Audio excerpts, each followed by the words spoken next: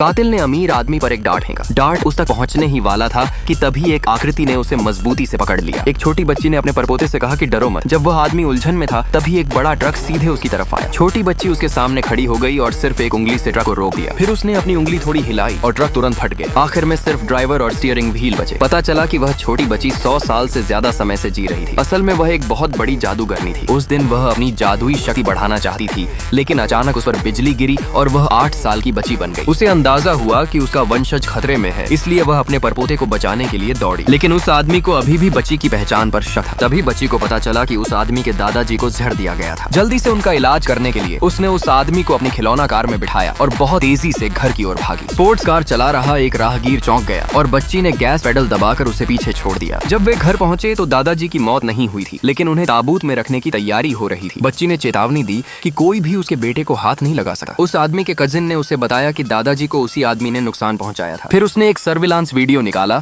जिसमें दादाजी को नुकसान पहुंचाने का सबूत था। उस आदमी ने कहा कि वह ऐसा कुछ नहीं कर सकता था और वीडियो किसी और ने बनाया होगा, लेकिन कजिन ने बॉडीगार्ड्स को उसे पकड़ने का आदेश दे दिया। छोटी लड़की ने धीरे से हाथ हिलाया और सभी बॉडीगार्ड्स को गिरा दिया। उसने ताबूत की ओर इशारा किया और कहा कि सच उस बूढ़े आदमी को बताना चाहिए। यह सुनकर कजिन हंस पड़ा, क्योंकि दादाजी को मरे हुए 3 दिन हो चुके थे और उनके वापस जिंदा होकर सच बताने की कोई संभावना नहीं थी। अगले ही पल छोटी लड़की ने जादू किया और सब लोग हैरान रहे। बिजली की एक कड़क ने ताबूत को तोड़ दिया और बूढ़ा आदमी चमत्कारिक रूप से जाग उठा। यह देखकर कजिन डर गया। फिर बूढ़े आदमी ने सच बताया। उसे नुकसान पहुंचाने वाला कोई और नहीं बल्कि उसी आदमी का कजिन था। इसके बावजूद कजिन झूठ बोलता रहा। उसने कहा कि एक चमत्कारी डॉक्टर ने खुद दादाजी की मौत की पुष्टि की थी। यह सुनकर छोटी लड़की ने मन पढ़ने वाला जादू किया। सचमुच कजिन मन ही मन सोच रहा था कि उस चमत्कारी डॉक्टर को उसने सिर्फ नाटक करने के लिए बुलाया था। वहाँ मौजूद सभी लोगों ने उसके मन की बात सुन ली और सब कुछ समझ गए। टाइम हटा दिया गया है और कहानी को साफ तरीके से लिख दिया गया है।